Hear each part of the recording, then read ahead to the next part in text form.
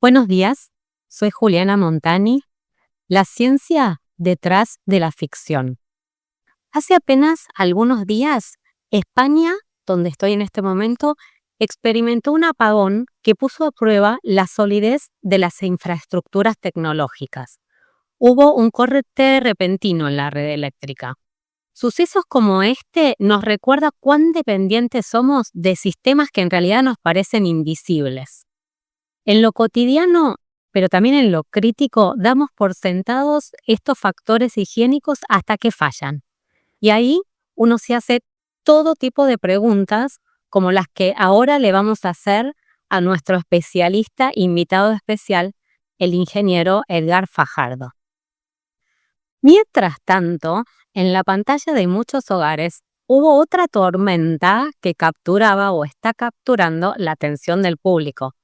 Es El Eternauta, que es una adaptación que hizo Netflix de una historieta argentina que ya con más de 60 años de ventaja estuvo anticipando la fragilidad de nuestro mundo cuando las redes se caen y lo inesperado golpea.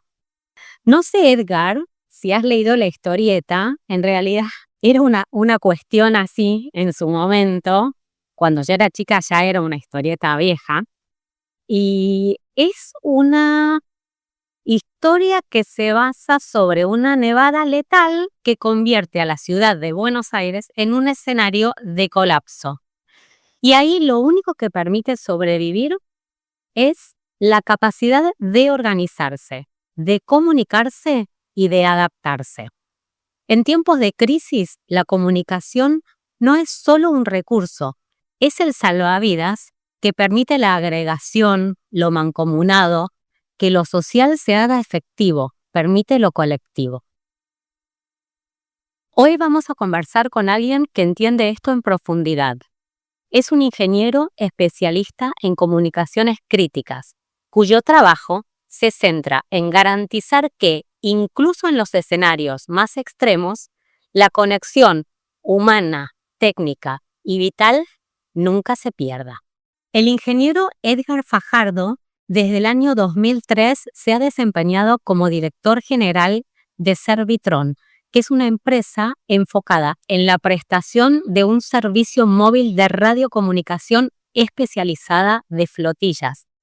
Servitron atiende los mercados de energía, de seguridad pública y privada, de transporte, de distribución, logística. Edgar, mira, hay algo que me parece que acá también en España, en el momento del apagón, todo el mundo empezó a ser evidentemente experto en telecomunicaciones. Ahora somos todos expertos en sucesión papal y así sucesivamente, pero por eso es que quise, de acuerdo a cuál sea el tema del momento, uno intenta averiguar todo lo posible. Pero por eso yo quise conversar con vos, también por este tema de cuán estratégico es este tipo de industria, servicio o bueno, como quieras llamarlo. Porque es cierto que existe esta necesidad de algunos sectores de seguir funcionando en situaciones extremas, pero a veces el costo para mantener un servicio funcionando en una situación extrema es enorme y la probabilidad de que la situación extrema suceda tal vez no es tan enorme, ¿no? Entonces, claro, uno se pregunta cuánto cuesta la electricidad cuando uno no la tiene y sí, evidentemente pagaría más, pero o la comunicación bueno, el servicio del cual carezcamos en ese momento. Pero yo pienso que debe ser carísimo, debe ser costoso, debe ser difícil instalar un sistema así, por eso es que evidentemente no todo el mundo lo tiene y sí lo tienen algunas industrias que lo necesitan por, por el solo hecho de existir, como calculo que serán algunos servicios críticos de salvataje o de bomberos o bueno, o gente que trabaja en minas en lugares lejanos, o simplemente por temas de seguridad nacional, que se quiera tener este backup de comunicación. Entonces, acá entra un tema político que a mí me parece también muy, muy relevante, que es esta preocupación legítima, ¿no?, de garantizar que esas tecnologías que utilicemos no sean vulnerables a manipulaciones externas, a la exposición de datos sensibles y por otro lado, cómo hacen las empresas mismas para poder seguir innovando, para poder seguir comunicándose con otras empresas, hacer sinergias, si tienen una regulación del Estado por otro lado. Entonces, esto lo habíamos hablado en otro programa, pero me parece súper interesante volver a traerlo. ¿Cuánta regulación es deseable por parte del Estado y cuánta regulación también es, digamos, no tan bienvenida por parte del prestador del servicio? ¿Cómo se llega a ese acuerdo? ¿Cuándo está la rentabilidad en juego? ¿Cuándo está la innovación en juego? ¿Podés iluminarnos sobre este tema? Claro, bueno, mencionaste varias cosas muy importantes, ¿no? Bueno, primero que nada, existen diferentes modelos de negocio, ¿no? Y esto es, qué tan costoso es, y a mí me gusta explicarlo, es como un seguro de vida, ¿no? Oye, Mm. todos debemos tenerlo, pero nadie quiere utilizarlo, ¿no? Desde luego. Pero resulta muy conveniente cuando entra en acción el instrumento, ¿no? Para eso lo tiene un seguro de gastos médicos, un seguro de vida y todo ese tipo de instrumentos. Esto es muy parecido, ¿no? Al final de cuentas, efectivamente puede representar una inversión importante, pero que es lo que te va a sacar a flote en el momento de una mayor crisis, independientemente de que la operación del día a día, ¿sí? Se convierte en un medio de comunicación muy eficiente, muy confiable, ¿eh? Ah, ah, pero es cuando más se justifica. Me voy al tema de regulación que mencionas, ¿no? Y desde luego que se convierte en una situación de casi interés público, ¿no? De seguridad nacional. ¿Por qué? Porque, estar listos para reaccionar en una situación adversa a un país, a una ciudad, a una localidad, a una planta de manufactura, a una mina, ¿sí? Resulta, pues, crítico para la continuidad de la operación de todos estos órdenes, ¿sí? Y por eso decía yo que hay varios modelos de negocio, ¿no? Me voy de lo más general a lo más particular. De lo más general, pensando en un país. Entonces, pensando que un país debiese prever estar listos para reaccionar ante una situación de esta naturaleza, efectivamente la regulación debe prever, ¿sí? Que existan entes de cualquier índole, ¿no? Público o privada o en una asociación público-privada, ¿sí? Que provea la infraestructura para todos estos cuerpos de reacción para tener una buena comunicación, sobre todo en infraestructuras críticas, ¿no? Que son Ujú. todos esos de seguridad nacional que se mantengan operativos pase lo que pase, una amenaza de seguridad cibernética, una amenaza de seguridad nacional, etcétera, ¿no? Las plantas generadoras de energía, las plantas nucleares, las redes de distribución de energía eléctrica, ¿sí? Los pozos petroleros, ¿sí? Ahora los centros de datos, etcétera, etcétera, etcétera. Entonces, partiendo de la identificación de cuáles son tus puntos críticos para mantener una operación, desarrollas una regulación que facilite a los jugadores del ecosistema, ¿sí? Participar a través de un negocio, ¿sí? Del desarrollo, el despliegue de este tipo de redes, ¿no? Hay varios ejemplos, voy a poner un par de ellos que conozco, en donde se han creado asociaciones públicos privadas, en donde en el caso específico no es una red de telecomunicaciones inalámbrica para los cuerpos de seguridad, ¿sí? Puntualmente una red de radiocomunicación, ¿sí? El gobierno aportó el espectro radioeléctrico, ¿sí? Sobre el cual operan las redes de telecomunicaciones. Ellos fueron los inversionistas del espectro, que típicamente se hacen subastas públicas, como en el caso de los servicios celulares, que una vez las adquieren las partes interesadas, ¿sí? Después construyen sus redes. Aquí un participante fue el gobierno, en donde su aportación fue el espectro radioeléctrico, llamémoslo sin costo, ¿no? Fue parte de su aportación a la construcción. Y un operador, ¿sí? Aportó los recursos necesarios para la construcción y el despliegue de la red para recuperar su inversión vía la prestación de un servicio a estos cuerpos de reacción, a estos cuerpos de seguridad, ¿no? Es el caso, por ejemplo, del Reino Unido. En el Reino Unido, hace más de 20 años, ¿sí? Se coordinaron justamente para la construcción de una red de radiocomunicación digital basada en un estándar europeo que se llama TETRA, ¿sí? Que una vez construido con una cobertura nacional, los diferentes cuerpos de reacción, hablando de policías, bomberos, a todos los cuerpos de seguridad, se subieron a esa red compartida para poder tener una red con los más altos niveles de disponibilidad, ¿sí? Para su día a día, pero sobre todo también para la reacción a contingencias, ¿no? Que tiene estas redes, están diseñadas justamente para eso, como lo hablábamos hace un momento en mi participación anterior, ¿no? Ese es un ejemplo de modelo, ¿no? Pero también existe el ejemplo más tradicional o, más común, en donde el gobierno dota de alguna forma a una dependencia, a un cuerpo de reacción, ¿sí? Una policía local, una policía estatal o una policía nacional del espectro radioeléctrico y los recursos, ¿sí? Para que ellos mismos construyan su propia red y ellos mismos la operen, ¿sí? Dotándole a sus usuarios de los medios de comunicación para poder tener, digamos, la infraestructura lista en estos momentos, ¿no?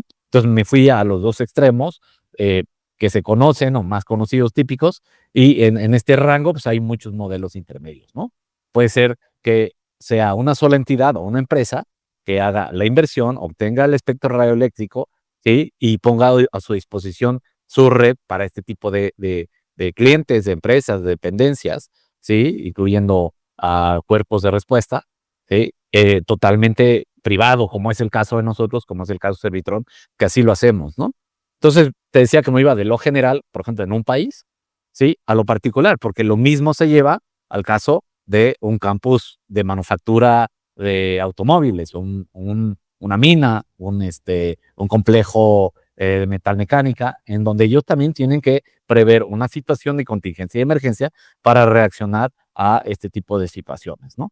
Y entonces, digamos, a la escala existen los mismos modelos, ¿no? Perfecto, perfecto. Claro, hay una cuestión compleja que es cómo lograr una regulación adecuada, pero que tal vez que tampoco frene el progreso. Entonces, la respuesta parece residir en encontrar un balance donde haya reglas claras, que es esto que decís por parte del Estado, para que puedan coexistir con un ambiente que sea favorable a la colaboración entre gobiernos y empresas. Se me ocurre el ejemplo de 5G, que Finlandia y Suecia con Nokia, con Ericsson, tienen estos modelos de regulación flexibles que, sin embargo, no fueron en detrimento de la investigación, del desarrollo. Digo, son dos gigantes de la tecnología. Edgar, mira, con lo que acabas de decir, se me ocurre que aplicarlo al caso argentino. Muchas veces la regulación, por lo que vos decís, también actúa como un incentivo para que una empresa pueda acercarse a algún tipo de negocio o de área donde tal vez no hay un negocio si el Estado no acompaña, ¿no? Entonces el ecosistema de innovación ahí podría dinamizarse a través de regulaciones. Yo vengo de Argentina, que es el octavo país más grande del mundo. Sin embargo, su densidad poblacional es muy baja. Hay ciudades muy densas poblacionalmente, pero muchas regiones que no están conectadas, ¿no? Que la infraestructura en general y la infraestructura tecnológica en particular es un tema esencial, pero también pendiente para conectar personas, para desarrollar economías regionales. Tenemos en Argentina un desafío con respecto a la inclusión, sobre todo cuando se trata de licitar frecuencias y zonas, justamente porque hay zonas donde están despobladas y son zonas muy extensas, donde a veces no es posible recuperar una inversión. Entonces, ¿qué necesita una empresa para que puedan unirse estas geografías tan extensas? Digo, volviendo al Eternauta, ¿no? Donde ya van a ver que se encuentran en la necesidad de esto, de encontrarse, de encontrarse para ver cómo salir adelante. Claro, sí, sí, creo que es un caso de ejemplo muy típico de lo que sucede aún en muchas regiones del mundo, sobre todo en países en desarrollo, ¿no? Como lo es Argentina, como lo es México, como son otros puntos remotos del planeta, ¿no? Eh, y mencionas algo muy importante, ¿no? Que tiene que haber para incentivar que se genere el despliegue de redes de telecomunicaciones para disminuir lo de lo que tú hablas se llama brecha digital, ¿no? Que es esa falta de inclusión en conectividad, en acceso a una conectividad salida a Internet que al final del día lo que te genera es progreso, ¿no? Y bueno, mencionaste algo también muy importante, ¿no? Mencionaste las reglas del juego. Entonces, primero que nada, pienso yo que las reglas del juego tienen que estar claramente definidas para que cualquier entidad, sea de el índole que sea, tenga el interés para realizar una inversión que le garantice, ¿sí?, su retorno en el corto y mediano plazo. Porque si tiene reglas del juego que están cambiando cada nuevo gobierno, ¿no? Y cada nuevo gobierno tiene una ocurrencia de cómo quiere resolver un problema, llámese la brecha digital o algún otro, y entonces, pues, digamos, se desincentiva la participación, ¿no? Eh, entonces, se tiene, pienso yo, que realizar un plan de desarrollo de mediano, largo plazo, en donde las reglas del juego no cambien, ¿sí?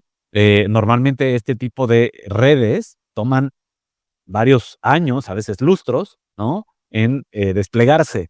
Y entonces, siendo inversiones de capital tan elevadas, lo que se busca es que las reglas del juego en ese periodo de tiempo de largo plazo, digamos, estén claras para poder tener una recuperación de la inversión, ¿no?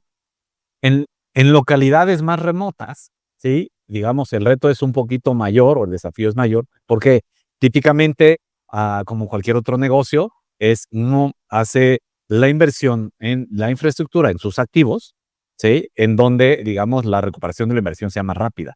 Donde hace un despliegue una empresa de telecomunicaciones, ¿sí?, de su infraestructura para prestar un servicio. Pues donde, digamos, hay una masa crítica mínima para que, de acuerdo a su plan de negocios, tenga un retorno a la inversión en un periodo de tiempo, digamos, razonable, ¿no?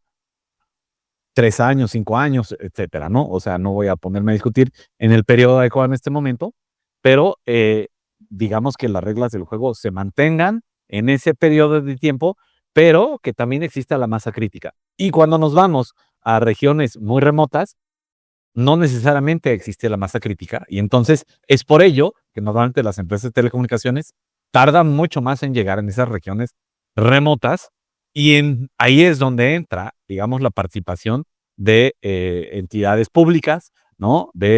Dentro de ese plan de desarrollo, decir, oye, a ver, ¿mediante qué mecanismos podemos colaborar empresa y gobierno para facilitar que esa brecha digital se acorte de manera más rápida, ¿no?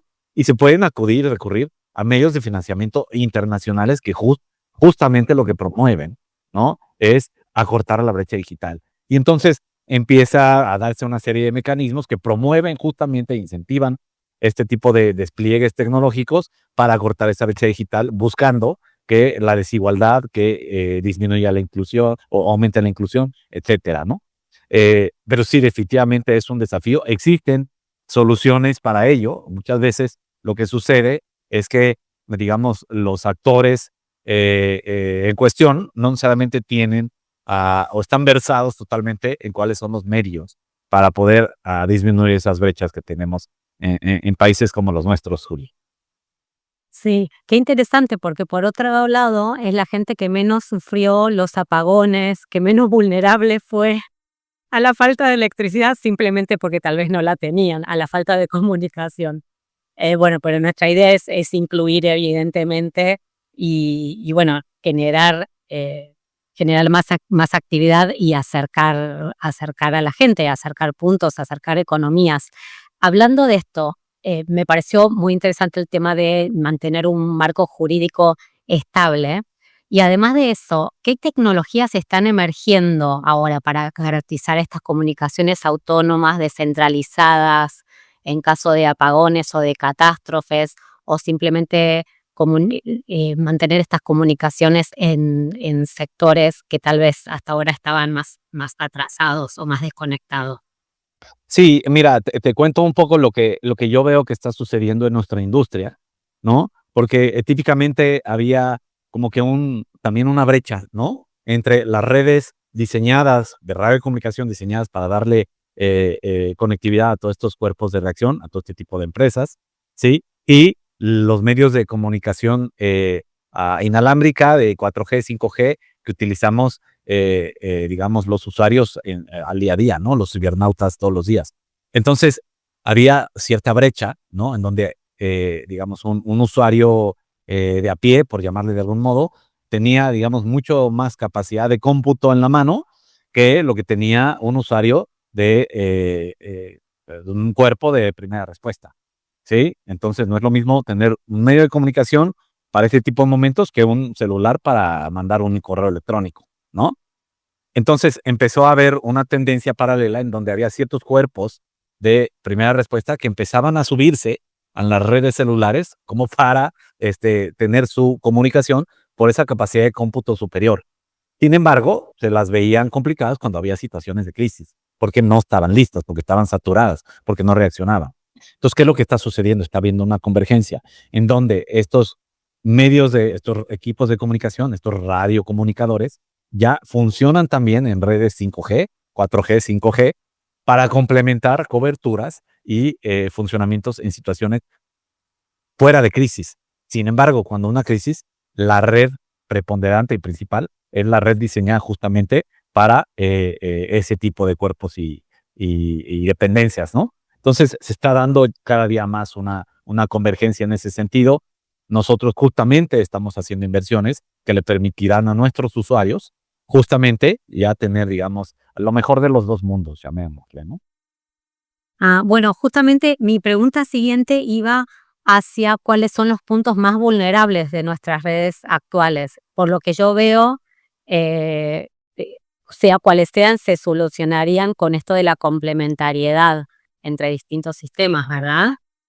Sí, claro, definitivamente los esquemas de redundancia juegan, digamos, un papel fundamental en este tipo de sistemas, ¿no? Porque entre más redundancias tengas, hablamos del respaldo de energía eléctrica, ¿no? Pero entre más redundancias tengas, digamos, digamos, vas a dotar de un mayor nivel de continuidad en el servicio. Entonces, justamente este tipo de integración de dos tecnologías te permite tener un nivel de redundancia superior, ¿no? Y bueno, no sé si con eso contesto tu pregunta. Sí, la verdad que buenísimo. Mira, me queda una sola duda, digamos, y después si querés desarrollar un poco más el tema del futuro, hacia dónde se está yendo, era esto de qué tan preparados estamos como sociedades modernas para una interrupción no ya de catástrofe circunscripta a un lugar o a un momento, sino para una interrupción prolongada de los sistemas de comunicación. Mira, en diferentes latitudes están preparados de diferente manera, ¿no? Y digamos que hoy tienen un reto, ¿no? De alguna forma, todos los prestadores de servicio, las autoridades, de prever los diferentes tipos de escenarios que estamos viviendo normalmente sin precedentes, ¿no? Oye, estar preparados para resolver de un día para otro la operación ante una pandemia, ante un apagón, ante un huracán, donde nunca había sucedido un huracán de categoría 5 y de repente, pues ya, digamos, el cambio climático está provocando que eso suceda. O, digamos, los terremotos que de pronto están empezando a impactar, digamos, más frecuentemente ciertas ciudades donde no estaban preparadas. Entonces, eh, es difícil contestar la pregunta porque los escenarios hoy en día son tan diversos que es muy difícil estar preparado para todo. Sin embargo, a medida que tú ves, ¿no? Que se acerca, es como, es como utilicemos otro ejemplo, ¿no? Es como un tsunami, ¿no? Si tú ves que el agua se empieza a alejar, oye, a ver, ¿qué acciones previas puedo a- implementar para evitar, digamos, que el golpe sea menos fuerte, ¿no? Hablando de infraestructuras críticas, hablando de comunicaciones críticas, ¿sí? Nacimos pensando en eso.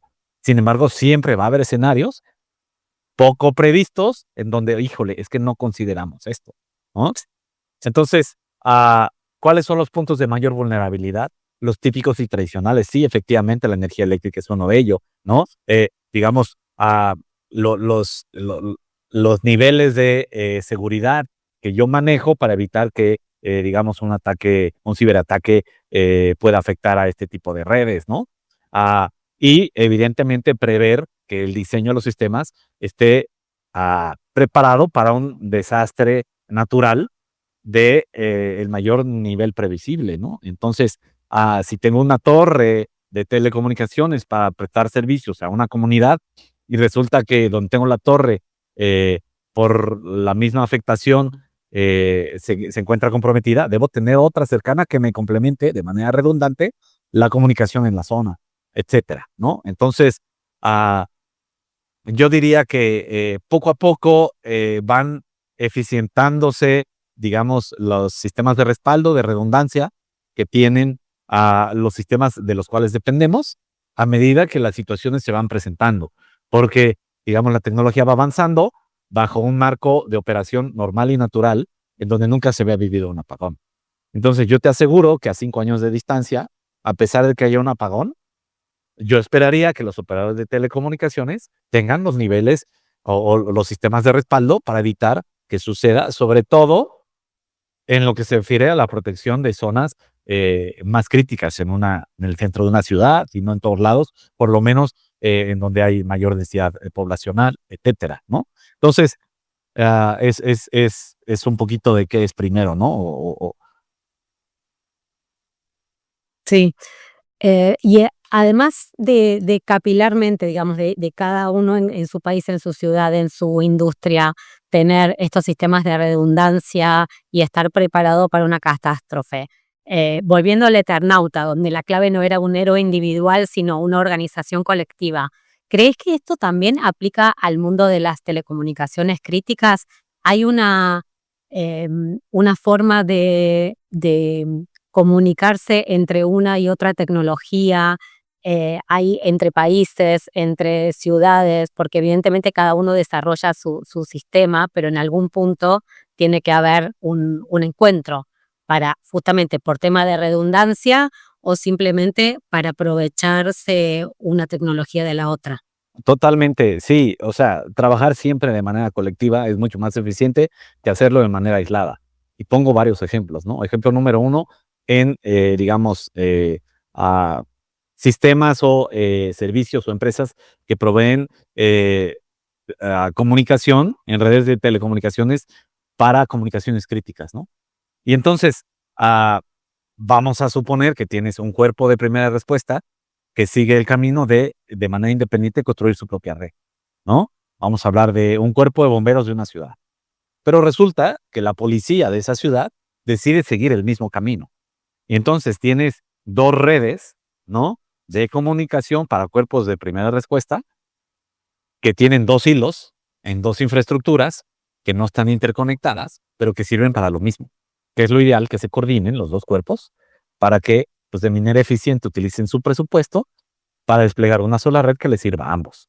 Y eso lo vas extrapolando, ¿no? Lo extrapolas a la policía, los bomberos, las ambulancias, los cuerpos de tránsito, ¿no?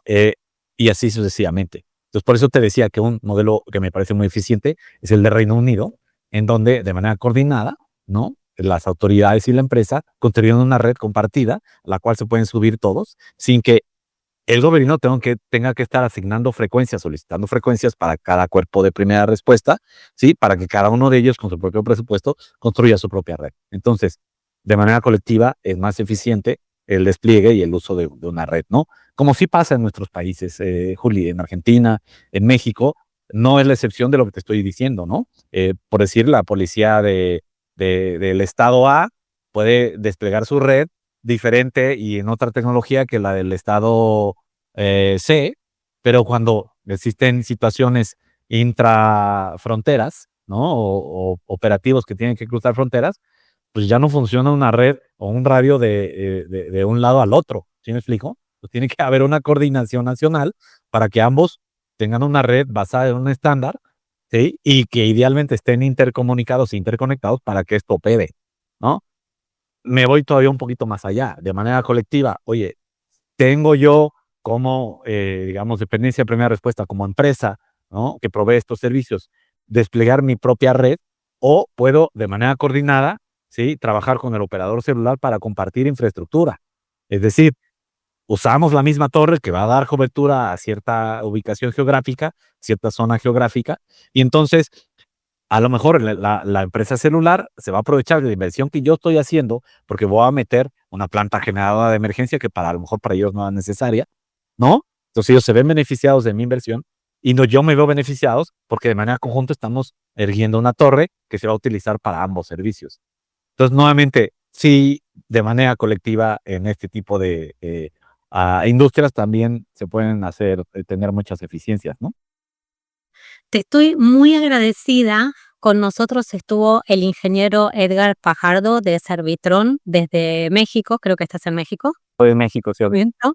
Muchas gracias por realmente brindarnos todo tu conocimiento de una manera tan accesible para analizar esta tensión entre innovación, seguridad, inclusión. Muchísimas gracias. Esto fue La ciencia detrás de la ficción. Soy Juliana Montani. Gracias a ti.